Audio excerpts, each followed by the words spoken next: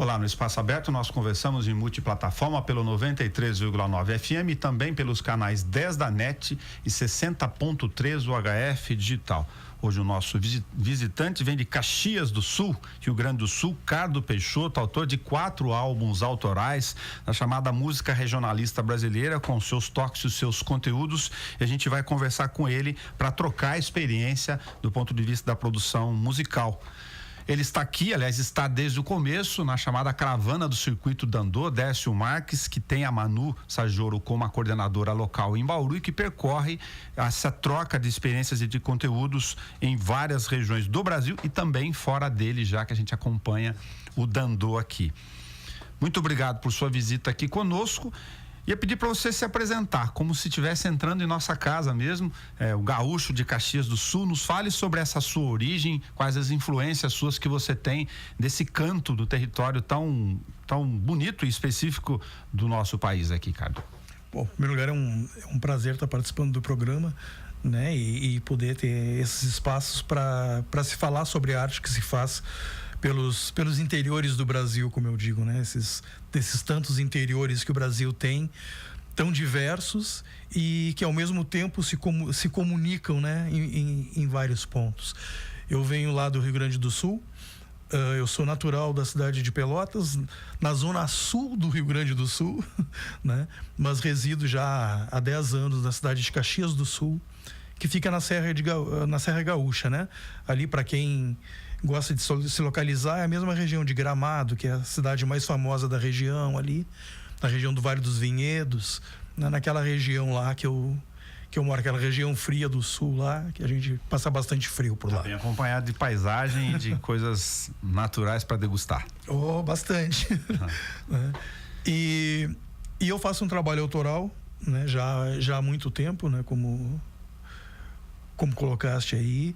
E esse meu quarto disco chama Menino Brasileiro, que é um disco bastante voltado. A minha origem é a música popular brasileira, a MPB. E o meu trabalho autoral, ele sempre foi bastante diversos, né? Então eu tenho vários apanhados de trabalho. Eu tenho, por exemplo, eu já fiz um show só com sambas autorais, tudo autoral. Eu tenho um show todo só de blues, né? Então eu venho compondo, compor para mim é um exercício, né? Então eu tenho várias coisas diversas, várias coisas que me agradam, eu componho, não fico querendo colocar uma ordem, um jeito. Depois eu organizo, na verdade. Então a gente junta o material e depois organiza tudo.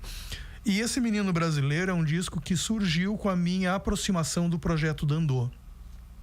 Enquanto projeto de disco, enquanto projeto de show, né? Ele surgiu quando eu conheci o projeto Dandô. Porque aí eu fui perceber exatamente essa identidade, esse fio que vai ligando os interiores desse país enorme, né? E o papel que o Dércio Marques desempenhou em vir puxando esse fio e vir ligando, né, as identidades regionais, mostrando o quanto nós somos parecidos ao mesmo tempo que diversos, né? E onde nós nos encontramos. Isso me atraiu muito e fez que eu olhasse para a minha produção e procurasse dentro dela essas coisas. E eu vi que haviam muitas coisas dessas lá. Várias influências que vinham lá da MPB, quando eu ouvia o Terço, quando eu ouvia Zé Ramalho, Quinteto Violado, todas essas coisas regionais, quando eu ouvia Clube da Esquina, né? Então todas essas coisas regionais estavam presentes comigo. Só não estavam organizadas de uma maneira a dizer, isso aqui tem a ver com isso. E o Dandô foi que me deu um clique e me chamou a atenção para isso, né? Aí eu comecei a juntar então várias coisas que eu já tinha, né? Buscar outras, compor outras, e aí saiu então o Menino Brasileiro. A ideia de Menino Brasileiro tem a ver com essa questão dessas teias todas, então, que você foi costurando dentro de si. Exato. Para mim, a imagem do disco é uma pipa, né? Pipa, pandorga, arraia, chamadas de tantos nomes pelo Brasil afora. E a minha ideia do Menino Brasileiro é exatamente essa, né? De essa pipa como uma antena, né? Essa pipa está na mão de um menino que está lá no chão, mas essa pipa tem uma amplitude, uma abrangência né? É como se através dela se trocasse informação, né? Recebendo e transmitindo desde esse interior, desde desse chão, né? Então eu quis nesse disco falar dessas coisas, né?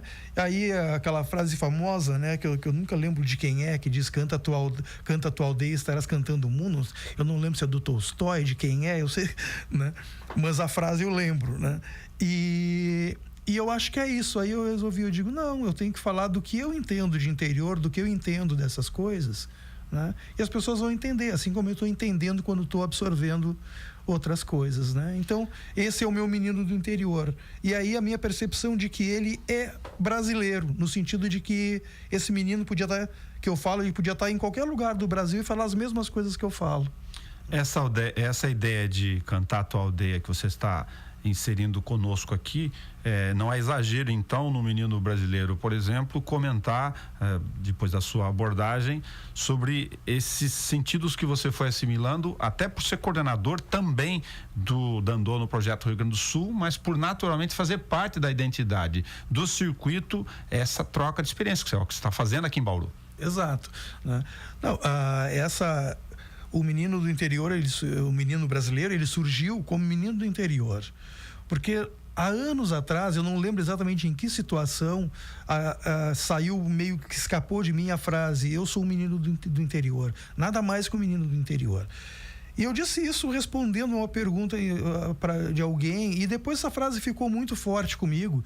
E eu, já há algum tempo, então eu venho percebendo isso, né? De me reconhecendo como sendo de algum lugar, né? E o quanto esse meu lugar anda junto comigo por onde eu vou, né? Eu sou natural da cidade de Pelotas, por exemplo, a mesma cidade de Cleiton e Cleidir, por exemplo, né? Então, essas coisas estão comigo. No disco tem uma música chamada Canceriana Senhora, que eu fiz para minha cidade, né? Sem medo de falar no nome da minha cidade, sem me preocupar se as pessoas vão entender a minha cidade através da minha música, mas elas vão entender o meu sentimento em relação à cidade através da minha música, né? E isso passa a ser mais importante para mim a partir de determinado momento da minha trajetória, né? Já que você mencionou sentimento, de que forma memórias afetivas da sua bagagem de infância, por exemplo, da tua formação, do mundo em que você viveu na tua aldeia lá, acabaram construindo algum traço do que você produz hoje?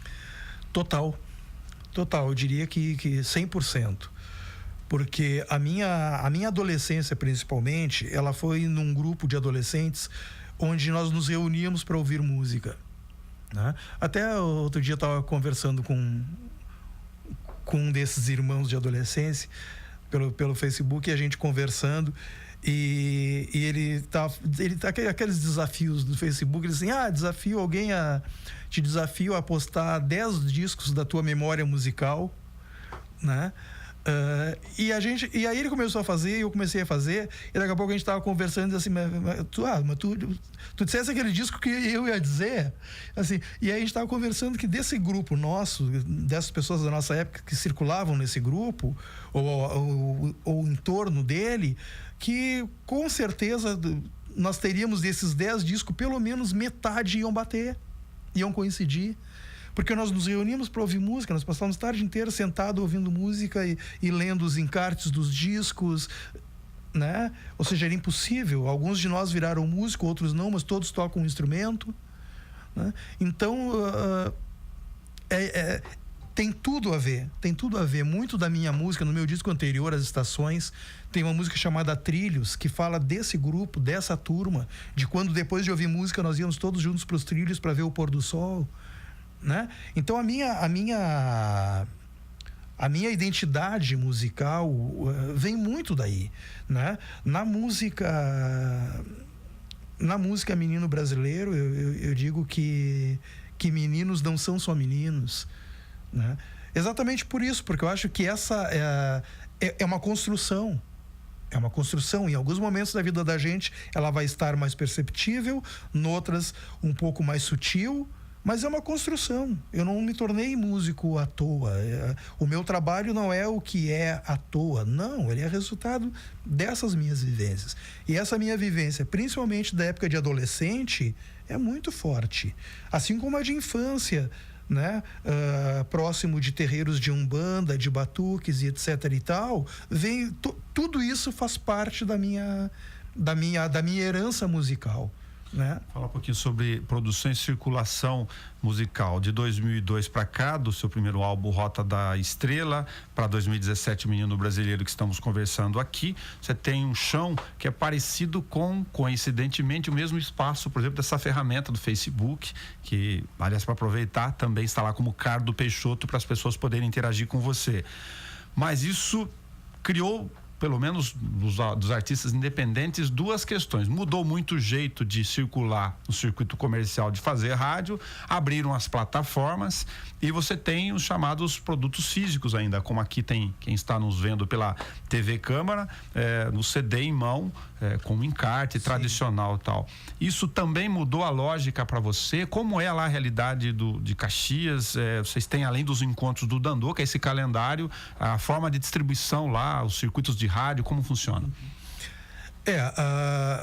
Mudou muito essa questão da comunicação, ela alterou bastante. Na verdade, aumentou a quantidade de ferramentas que a gente passa a utilizar. Eu não sou do tipo, né, que acho que o mundo vai acabar, que para uma coisa passar a existir, a anterior tem que ser completamente eliminada. Eu acredito muito na convivência dessas plataformas todas, né? O LP, decretaram a morte do LP, né, do vinil, agora estão decretando a morte do CD.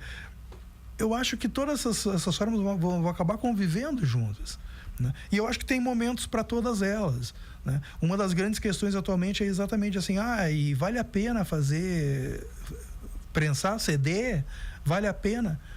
Olha, eu acho que depende muito da carreira de cada um. Para mim, vale a pena. Eu sei que as pessoas vão pegar o CD, vão botar no seu computador, no seu pendrive, em algum lugar, no seu iPod, etc e tal, e vão vir por ali e vão deixar o CD guardado.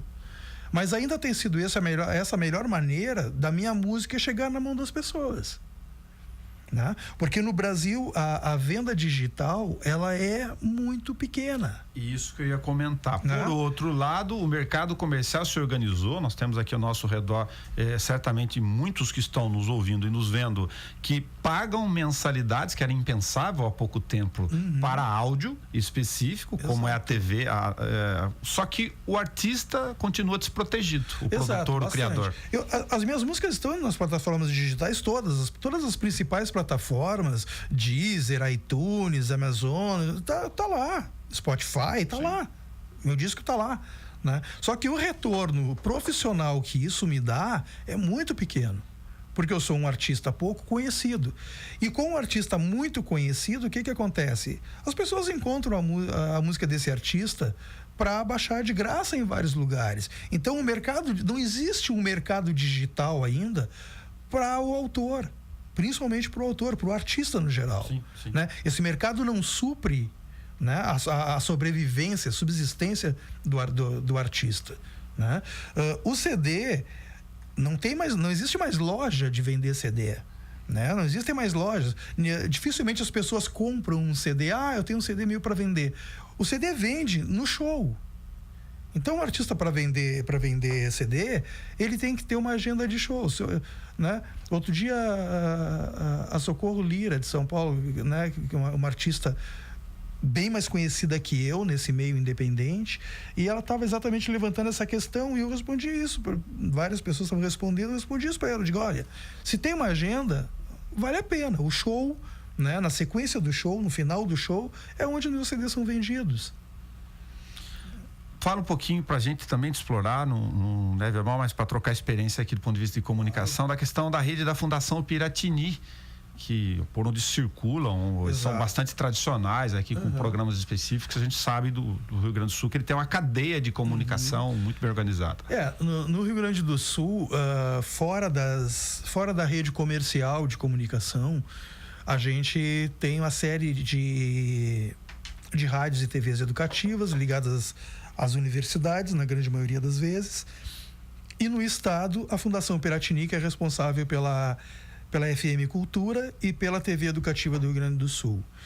Infelizmente, nesse momento, a Fundação Piratini, o governador já tentou a extinção, da fundação, bem como da Fundação Zoobotânica também, que é a mantenedora do Jardim Zoológico, e de outros projetos na área de pesquisa e tudo mais. Várias fundações estão correndo o risco devido a essas negociações de dívidas estaduais com a União e a União exigindo, né? A gente não pode esquecer que o primeiro ato do presidente Temer um dos primeiros foi tentar extinguir o Ministério da Cultura, né? Como não se permitiu, ele começou a minar e usar isso como moeda de troca com as dívidas dos estados. Então se começou a minar todos os órgãos públicos de cultura por baixo. Não somem, mas não cumprem mais as funções para que foram criados, né? E no Rio Grande do Sul a gente tem sofrido muito com isso, né? Então há um grande número de demissão dos profissionais que estavam nessa fundação, ligados principalmente à TV e à rádio FM, e toda mudança de grade de programação, né? Privilegiando o que é comercial, porque eles resolveram que esses veículos têm que ser comerciais, que é o que está na cabeça do presidente da fundação que assumiu, e então vai tocar música comercial, que é o que, segundo eles, o que o povo quer ouvir. Então todos os programas voltados à arte local, seja ela universal, seja ela regional e local, né? Programas ligados à música erudita, à pesquisa musical, programas de entrevista, música latino-americana, todos esses programas foram tirados de grade para dar espaço para programações musicais mais comerciais. Ricardo, para falar, enfim, a gente falou do Menino Brasileiro, mas também para dar a oportunidade de fazer um pequeno briefing com a gente aqui dos seus álbuns, eu vou citá-los aqui nominalmente para que você possa dar uma cara para a gente dessa trajetória. 2002, Rota da Estrela. Para você, esse disco ouve do ponto de vista sonoro, diz o quê? Rota da Estrela foi a minha primeira experiência fonográfica. E por medo do estúdio, ele foi concebido como um disco ao vivo. Então ele foi gravado ao vivo, né, em 2 noites e compilado o material, porque eu me pus num ambiente que para mim já era familiar, onde eu me sentia mais à vontade, que era o palco de um bar, de uma casa de cultura, né? E aí fiz esse projeto por puro medo do estúdio, né? Digo assim, não, eu não sei como lidar com isso, então... Pode o metrônomo? Não, em absoluto. Eu sou louco pelo metrônomo, adoro o metrônomo. Né? Hoje eu sou louco por estúdio, na verdade. Tá. Né? Se eu pudesse, vivia no estúdio.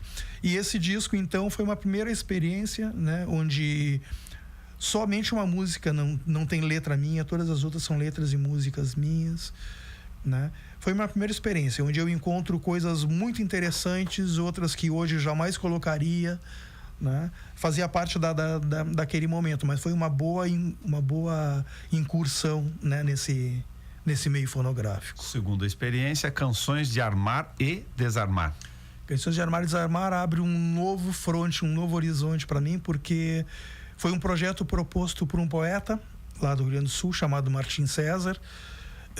E ele trabalha muito na área regional e latino-americana, e ele compõe muito para ser musicado.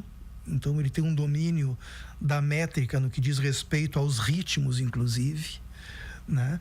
E ele queria fazer um trabalho um pouco mais popular. Como a minha área era mais MPB, ele convidou a mim e a outro compositor, o Ricardo Fragoso, que mora em Porto Alegre, e nos fez um desafio que nos daria os poemas para gravar, a escolha dele, o que ele achava que deveria entregar para cada um. E aí foi a minha primeira experiência musicando não somente letras de outros, mas musicando poesia. Já estabelecida, né? Lógico, então um projeto que eu sou apaixonado. É um disco que não existe mais hoje. Esse disco foi para a rua e foram 3.000 cópias, e elas foram muito rápido. Nem eu tenho esse disco mais hoje. Estão na plataforma, a gente está citando deles. Exato. Estão também em plataformas? Estão. Pelo menos o áudio lá para preservar, ainda que nas nuvens. Exato, simbologia. ainda que nas nuvens. As estações? As estações têm uma lacuna de 8 anos entre Canções de Armar e Desarmar e As Estações. O que aconteceu nesse período, né, desemboca nas estações. Eu fiz parte do Clube Caiubi de Compositores, um clube de São Paulo que foi para a rede e que entusiasmava a questão da composição como ofício, das parcerias, e eu compus muita coisa. Então, nesses 8 anos eu me dediquei muito a fazer músicas como ofício, né, produzir música. Quando eu parei para fazer, quando chegou um momento que eu disse assim, bom, agora é hora de fazer alguma coisa com isso, porque eu tinha mais de 300 músicas compostas e eu digo, desse período eu digo, eu tenho que fazer alguma coisa. E aí, então, um apanhado geral, meio balaio de gatos, de tudo um pouco, com um direcionamento, uma linha e um conceito dado muito mais pelo estilo timbrístico dos instrumentos usados do que pelas temáticas, né? Um disco aberto com várias coisas, uma demonstração do que foi criado nesse período. Brincar com o humor aqui com o Domênico De Masi, do ócio produtivo. Exatamente. De que forma, de forma esse ponto canalizado para a questão das construções, se também funciona assim com você, porque as pessoas podem imaginar óbvio, mas para construir canções tem que ter um tempo seu, introspectivo, sim, cada um tem o teu modo, né? Exato. Despenca do céu, não? Não despenca do céu. No máximo, né, um insight, que pode ser uma frase musical, pode ser uma palavra. O restante é colocar à disposição do projeto todo um conhecimento adquirido, percepções, e trazer tudo isso e organizar, né, no formato de uma canção. Então o trabalho é braçal, né? 99% do trabalho é braçal.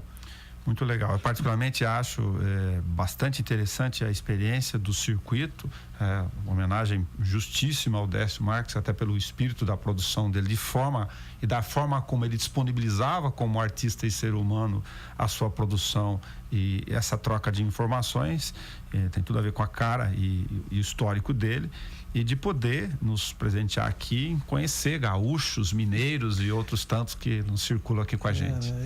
Isso é ótimo. Eu acho que o Dandô é um projeto que tem base na generosidade, né? Eu sempre digo que não basta ser um excelente músico, compositor, artista de palco para participar de um projeto como o Dandô, porque ele exige outras coisas, ele exige alguns princípios, né, que infelizmente não são fáceis para todo mundo, né? Para algumas pessoas vai ser muito fácil, para outras vai ser extremamente difícil, né? E a gente nesses anos de Dandô vem acompanhando isso, né? Porque ele é muito complexo, ele envolve muitas coisas, ele envolve tu conseguir te largar nas mãos de pessoas que tu não conheces, né? Eu tô exatamente, mínimo, eu tô conhecendo a Manu agora. Tem artista que não sai de casa sem saber onde ele vai tocar, para quantas pessoas, quanto vai receber, onde ele vai dormir, o que vai comer, que não consegue fazer isso. Isso é muito pessoal de cada um, da natureza humana, do jeito de cada um. Né? Não significa que um é melhor que o outro como pessoa, não é isso, né? Que as pessoas são diferentes, né? Então exige isso. O Dandô, a marca do Dandô, o selo do Dandô, ele dá essa confiança para quem está no projeto. Eu sei que se o Dandô me diz, olha, podes ir lá para o interior de São Paulo, lá, que alguém vai te recepcionar lá, eu boto o pé na estrada e venho. Legal. Né? Então o projeto tem essa marca, esse selo, e a gente preza muito por isso, né? Nada é perfeito, é claro, as coisas estão sempre em constante construção, sim, as coisas acontecem pelo meio do caminho, sim, né? Mas a gente sabe a direção que a gente quer andar, a forma como se quer andar, e tomamos cuidado para que isso não fique engessado a ponto de prejudicar, né? Mas para que as coisas se mantenham dentro de determinados princípios, para que se possa confiar nesse processo todo. E agora, no mês de setembro, completando 5 anos do projeto, me parece que nós estamos num caminho certo. Só para entender um pouquinho da logística, usar para quem lá essa ideia de rede e de ajustar isso, Caxias do Sul para cá, terrestre, um caminho bem andado, como diz o caipira, né? Nosso aqui. Você está vindo de onde e vai para onde agora para a passagem de Bauru? Eu estou vindo de Caxias do Sul, da minha cidade. Direto para Bauru? Eu voei de Caxias para Campinas. Ok. E vim de Campinas para Bauru de ônibus. Agora daqui eu continuo por ônibus para Araraquara. Perto, ok. De Araraquara eu vou para São Paulo. Bom, só para entender essa andança desta edição. Exato, aí em São Paulo eu tenho um show pelo Projeto Dandô, mais 2 shows marcados fora do projeto, né? E daí, nessa vez, retorno para o Sul, né? São 2 semanas circulando. Cado Peixoto, muito obrigado por você ter vindo aqui conosco, trocar essas informações e ficar em rede pública também com a nossa missão pública de abrir espaço, mas fazer o óbvio aqui, de não fazer nenhum favor, não, de permitir conhecer essas experiências e os autores como você. Eu agradeço pelo espaço e louvo que a gente possa ter espaços como esse, né, para nos comunicarmos com a população e deixar claro, é importante dizer que existe muito mais pelo Brasil afora, né, do que está nesse mercado, né, nessa parte comercial da arte, né, e que existe ainda uma arte genuinamente brasileira. A gente tendo espaço para poder dizer isso para as pessoas e poder dizer, olha, passem lá na minha página do Facebook, passem lá no meu canal do YouTube, isso está lá, e elas vão chegar lá e além de mim vão encontrar outros tantos parceiros que a gente sempre acaba divulgando uns aos outros e vai trocando essas informações, né, que elas prestigiem esse universo. Né? Que eu sou um dentro desse universo, mas graças a Deus existem muitos, né? Muitos aí pelo Brasil afora, em todos os lugares, muito mais do que os nomes que estão ocupando a mídia. Muito legal que esses circuitos tenham vida longa e novos parceiros de raiz. Eu vou deixar para quem está nos ouvindo pela Rádio Câmara aqui em Bauru e na região, o telefone, lógico, o áudio, os 54 991 14 3556. Para repetir, 54 Caxias do Sul 991 14 3556, o contato do Cado Peixoto. O nome é o mesmo, Cardo, abreviação de Ricardo, para você que também nos ouve no Facebook, e claro, para quem está vendo na TV, tem o crédito no nosso rodapé. Muito obrigado de novo para sua visita aqui conosco. Obrigado, Jonas.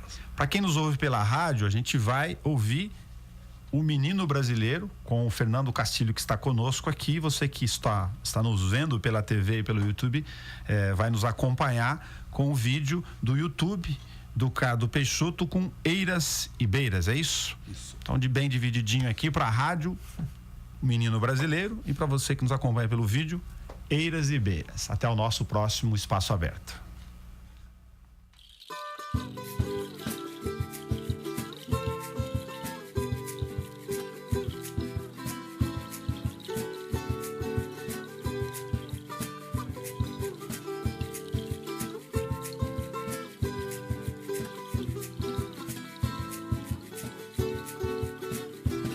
Na varanda o luar banha a mão bordadeira, no jardim um fiar de canção pitangueira.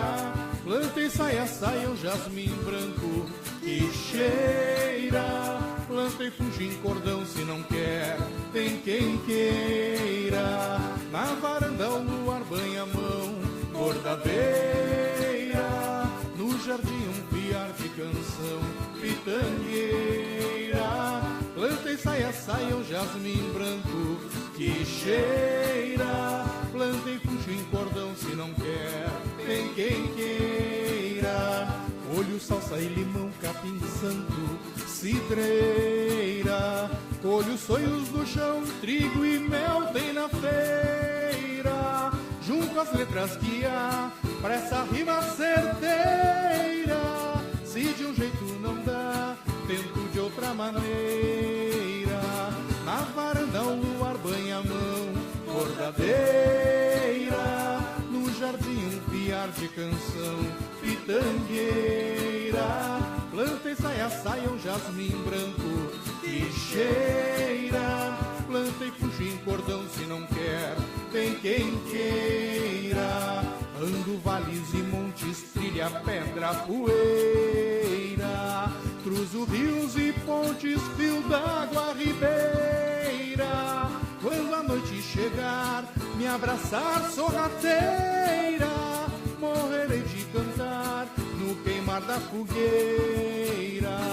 Na varanda o luar bordadeira, no jardim um piar de canção pitangueira, planta e saia um jasmim branco e cheira, planta e puxo em cordão se não quer, tem quem queira, quando a noite chegar, me abraçar sorrateira, morrerei de cantar no queimar da fogueira, essa vida é assim, uma nau passageira, faço versos pra mim, confissão verdadeira, na varanda o luar banha a mão, bordadeira, no jardim um piar de canção pitangueira, planta e saia um jasmim branco que cheira, planta e puxa em cordão se não quer,